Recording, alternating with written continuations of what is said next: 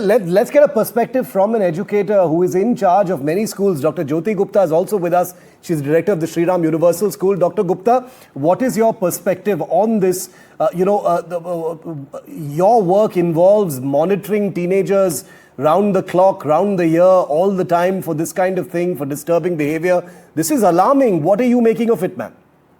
Absolutely, it's very, very alarming, and I do agree with Dr. Raheja that this is not the beginning, and there would be many such incidents in the school, and we can make it out from the conversation also, where they are saying mal data.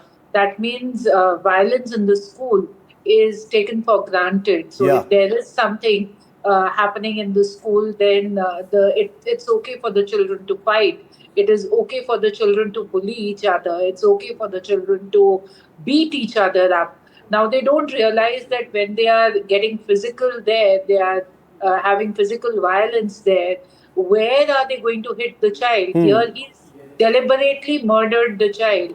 But there are incidents where they push each other or they fight in a way that another child gets hurt in a way that there is disability caused for the entire life, Yeah. or maybe something else also happens.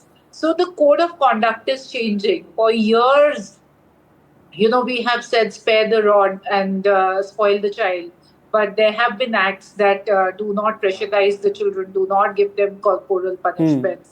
The teachers can't say anything, because if the teachers say something, then it is, why are you pressurizing the children? Yeah, exactly. So even if you suspend the children, the parents come back the next day and they say, why are you pressurizing the child so much? The child might do something. Yeah. Will you be responsible for that? So everybody, the children hide behind the parents. The parents hide behind the children. They are not just ready to accept that there is a problem. Yeah. The children are not being socially engaged at all.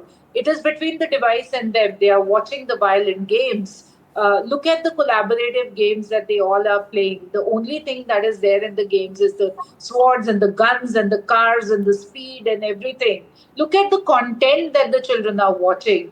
It's on there. Every child has a device today. The parents are not at home. The parents are not even tech savvy.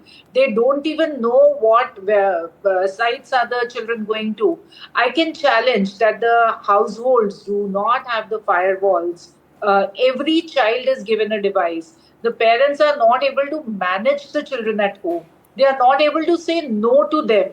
The schools do not allow the devices, but then does the engagement get over with This the is school? true. This is true.